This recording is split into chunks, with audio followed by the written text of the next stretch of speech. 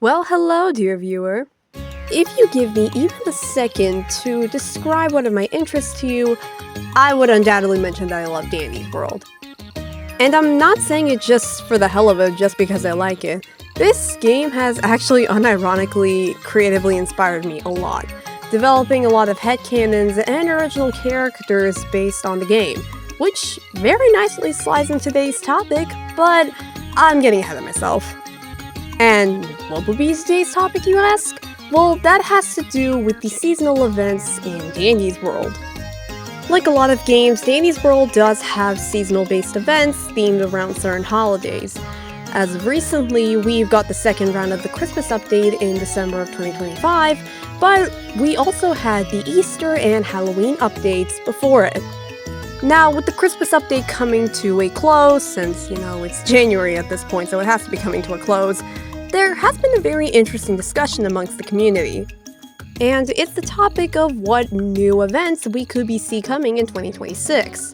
Specifically, there is one holiday that a lot of people have been wanting an event based around it, that being Valentine's Day. This is, in a way, backed up by the creator of the game, Quell, stating how Valentine's Day is actually her favorite holiday, and it would make sense how she would want to incorporate her favorite holiday in her games. So, do I think that we are going to get a Valentine's Day event this year? No, I really don't think we are. And the reason why I think is pretty simple. These events do take a lot of time to plan, especially a completely new one, unlike the Christmas update, who already had a version of it last year. So I really doubt that Blush Crunch Studios would have the time within a 1-month span to create an entirely new holiday event. So yeah, that sucks, but that didn't stop the community from imagining and creating their own Valentine's Day events. And yes, that does include me. I've actually developed these characters a good chunk before the Valentine's Day event itself became a massive topic within the community. So yeah, that's kind of the purpose of this whole video, just yapping about my own little concept in my own little brain that I want to bring out to this whole world. And this video will include everything that is needed for a Danny's World holiday event.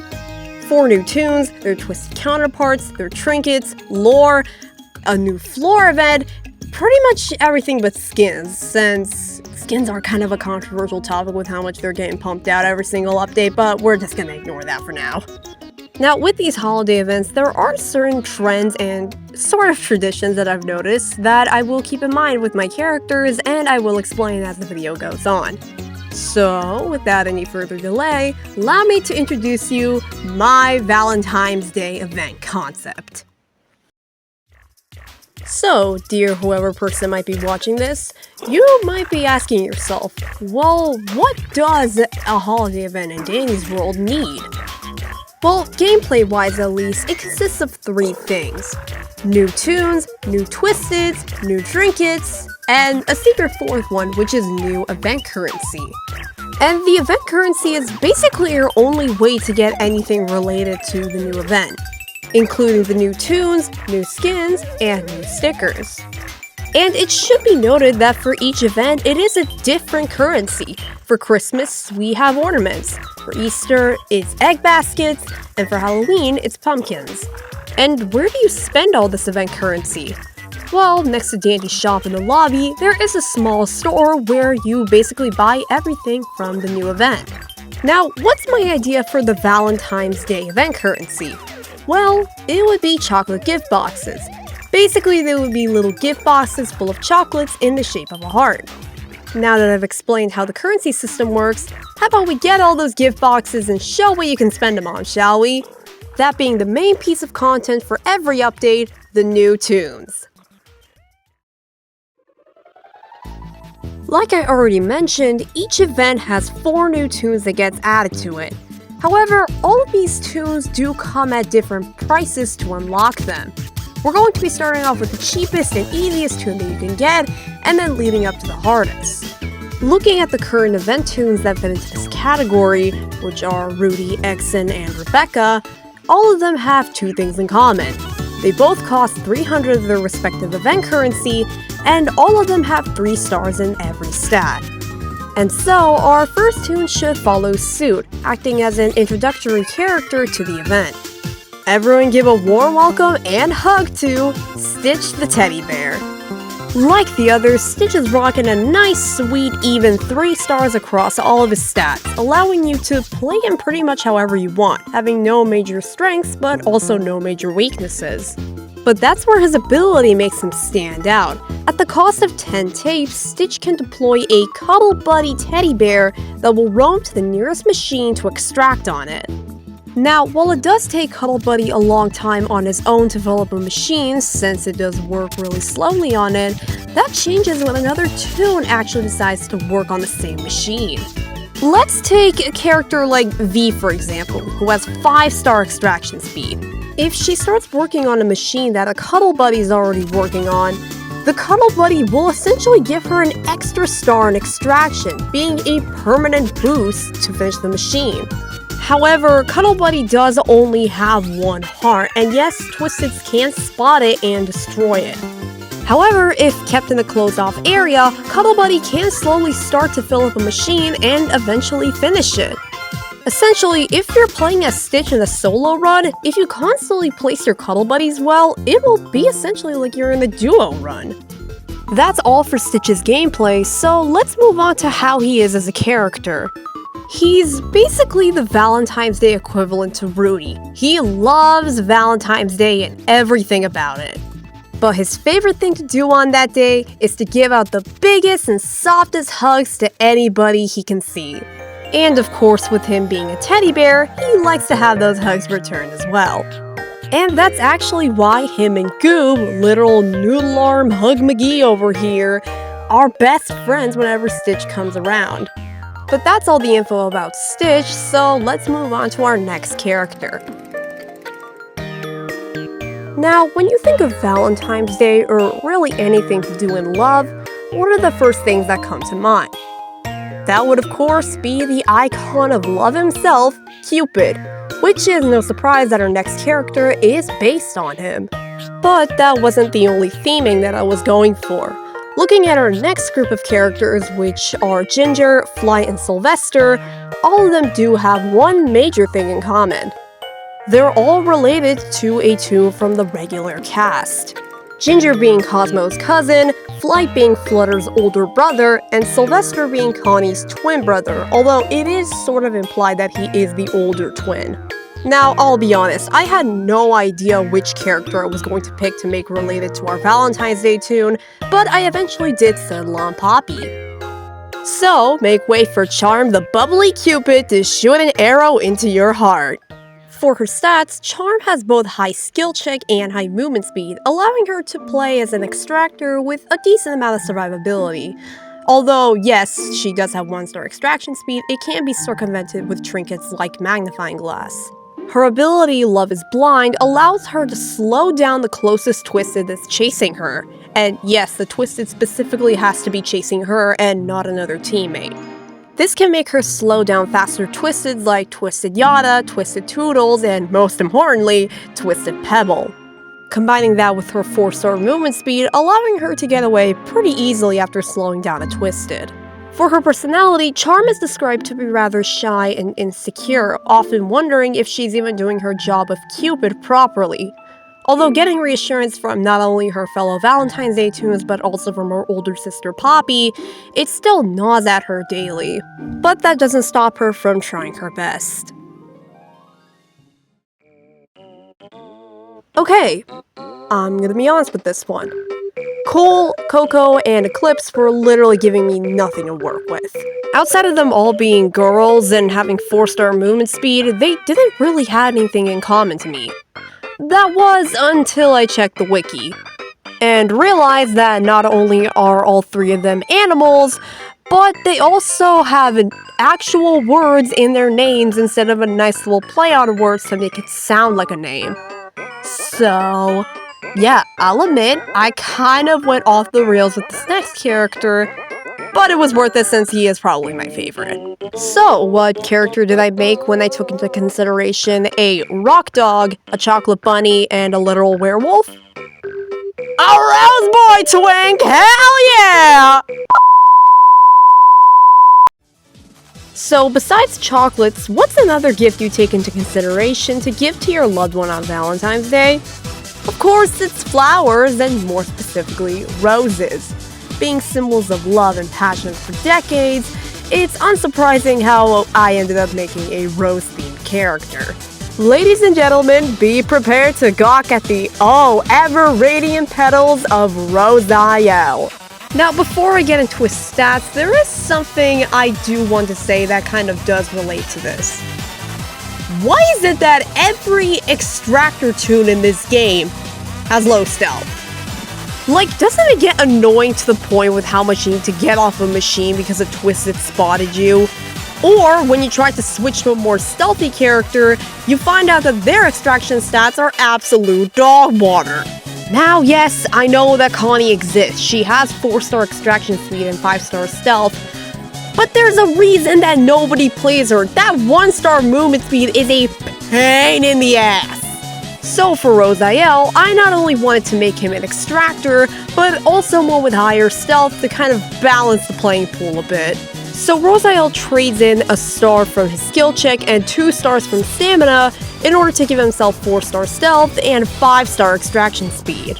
For his ability, he places 2 rosebuds on the floor in order for him and other teammates to teleport on them.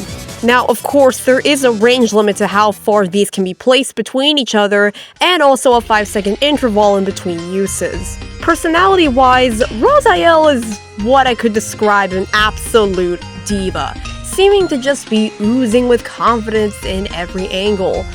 But in reality lies a deeply insecure little Rose.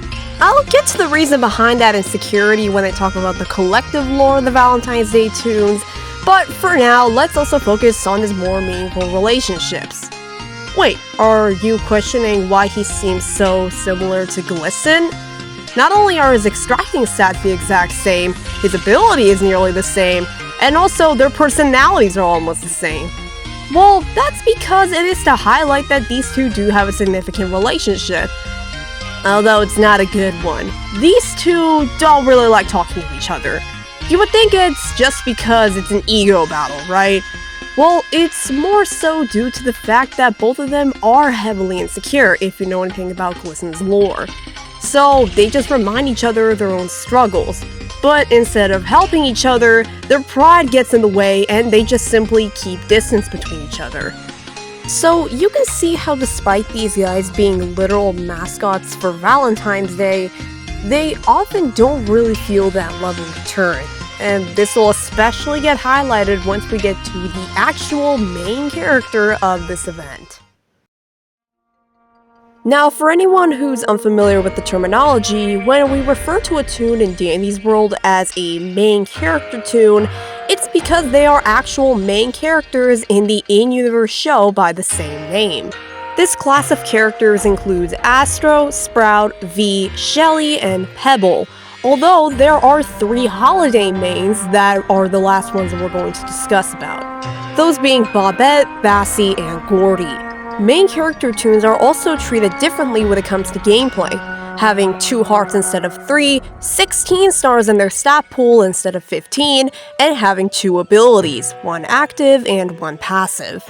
Something else to note about the event mains is that they're based on objects that match their respective event's currency, with Bobette being a Christmas ornament, Bassie being a basket, and Gordy being a pumpkin. Oh, and all of them have last names, like the mains are the only groups of characters to have canonical last names. But with all the clarification now done, allow me to present you the main character of the Valentine's Day event, Valentina Shelley. And I'm praying to God I pronounced that right, please. Now, with Valentina specifically, I was really struggling what to do with both her stats and her abilities. I mostly tried to narrow a character down to a specific specialty or a role, and then continue working from there. So, what did I end up making Valentina? Well, I ended up making her a healer character. Because we only have 3 of those in the game, and I feel like it would be nice to have some more diversity. Now, to avoid another Ginger situation where on her first release she literally just copied Cosmo's ability bar for bar, I really did need to think of a unique way for Valentina to heal others. And that's when it came to mind. Candy. But let's focus on our stats first. So, similar to Rosaelle, Valentina is an extractor with high stealth, but also has high enough movement speed to the point where she can easily run around the map and gather all the candy items. Specifically needing to consume 20 candy items in order to convert it to 1 heal. This ability can also be stacked up to 3 times with a 100-second cooldown in between each use. Which gets even better with her passive ability Extra Love, buffing the effects of candy items by 50%. And yes, I know it says 80% right there, but then I realized that would be way too strong, so I nerfed it down to 50. For her personality, Valentina believes that, while yes, Valentine's Day is primarily a day to celebrate love between 2 romantic partners, she also believes that it's a day to just spread love in general, be it with your friends, family, or anyone that you're close to. Meaning that she gives out so much love to the people around her. But does she get the same love in return? Now that I finished explaining all the Valentine's Day tunes, it's time to move on to their twisted counterparts. I've already briefly mentioned them throughout the video, but for any of my unaware quacksires out there, Twisteds are the primary enemies in Dandy's world. There is a twisted version for each tune in the game, including Dandy and Dial, who are usually unplayable due to being devlocked. Twisteds come in 5 different rarities, being common, uncommon, rare, main character, and lethal, although only the first 4 are relevant for our discussion today. Upon completing 100% research on a Twisted, it will grant you their Trinket, which is an item that you can equip on your character in order to boost a stat or help out in some other way. That being said, let's get to talking about the twisted versions of the Valentine's Day tunes, starting with Twisted Stitch, who is a common. Now the thing with common Twisteds is that they're meant to just be basic chasers, having no major abilities or high stats. Although some of them do have slightly unique quirks, like how Twisted Yada is the fastest of the commons, Twisted Shrimpo being slow but having higher detection range and attention span, and for some reason, Twisted Russia! Oh my god! For some ungodly reason, she has the same detection range as Twisted Pebble, which, spoiler alert, is really high! Now, thankfully, Twisted Stitch doesn't have any of these busted stats. He's just a regular common that will chase you for some time, and just hiding behind an island will do the trick to get him off. Moving on to our next Twisted Charm, she actually has a little bit more going on. Now, the shtick with the uncommons is that all of them have some sort of ability or insanely min-max stats in order to hunt you down.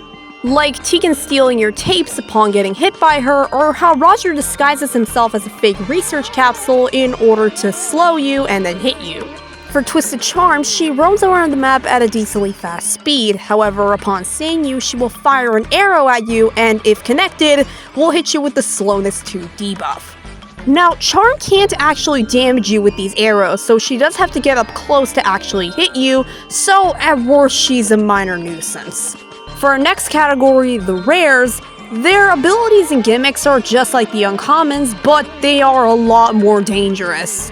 For example, the Craft siblings being able to grab you and hit you from a distance, or Gigi being able to take all of your items from a distance, with Twisted Rosaelle functioning pretty similar to Twisted Glisten. At the start of a new floor, Twisted Rosaelle will make his presence known to the players by talking, with text appearing at the bottom of the screen. He can be found sitting in a random spot on the floor with a rage meter above his head. Now, in order to lower this meter, you have to get close to him and start trimming his petals, although that will deplete your stamina. Keep in mind that even if his rage bar is completely empty, once the last machine gets finished, Rosaelle will start roaming the map and will actually become a threat. And lastly, for the Twisted that is every little Rogerling's dream, Twisted Valentina. With her being a Twisted of the main character rarity, she has the most complex mechanics out of the 4. Her special ability is that she can make multiple skill checks appear on a machine at once, and if you fail even one of them, she will come rushing over to that machine and take away progress from it. Meaning, if you're playing as any of these guys and you don't have my makeup on, it's best to not extract on machines when she's around. Just use your 1v mode if you have it and then go. Now, all 4 of these Twisteds have their own unique trinkets, and I'm just gonna quickly blitz through them. Patches and Thread highlights all gift boxes for the user every 10 seconds, making them easier to spot during events. Golden Arrow increases movement speed by 25%, but increases stamina depletion by 15%. Wilting Rose highlights all tapes for the user every 10 seconds. And lastly, Lost Love Letter increases extraction speed by 45%, but decreases skill check size by 10%. Last thing relating to gameplay would be a brand new floor event. For Christmas, we got the Iced Over event, which basically turned the whole map into a skating rink, making sharper turns a lot harder and rewards a more passive gameplay style. The Valentine's floor event, though, does the exact opposite. Inspired by Hanahaki disease, which is a popular fanfiction trope, the Rose Lung floor event will have a timer set at the top of the screen, and once that timer runs out, literally every single player dies on the spot because of Hanahaki disease.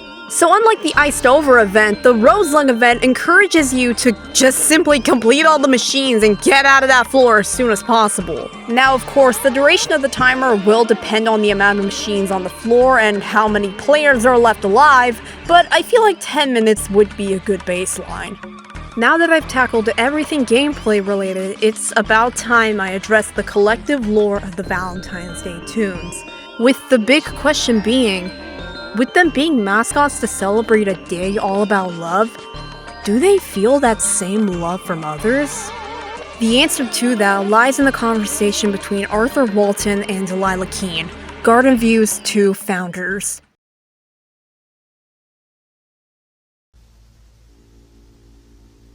You don't seem so excited for this year's Valentine's. Why is that? Nothing. It's just, have you noticed the kids not paying much attention to the Valentine's Day tunes?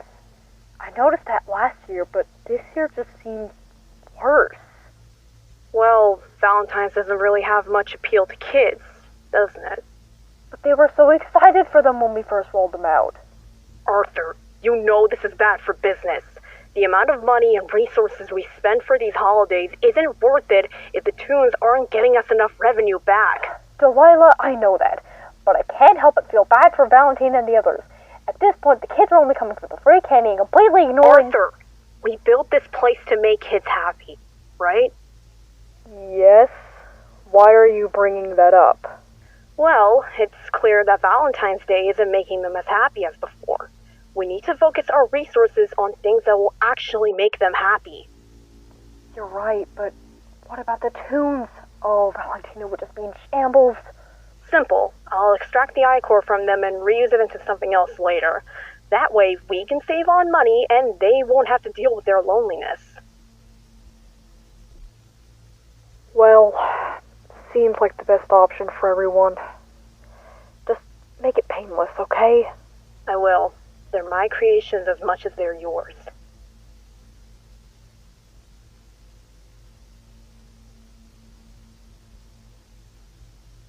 What?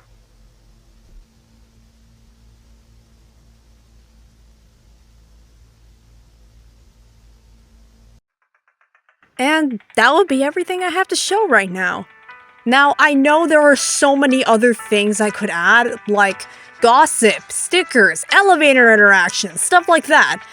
But for one, I want to finish this video before winter break is over, and two, this video is long enough already. I just hope you all like my ideas and let me know your thoughts. Are there any changes you'd want me to make with my tunes, their twisteds, or maybe their trinkets? Maybe some suggestions to add on to everything, or just general questions about my characters? But with all that being said, this was your host Luna, and I'll see you again when I descend from the night sky.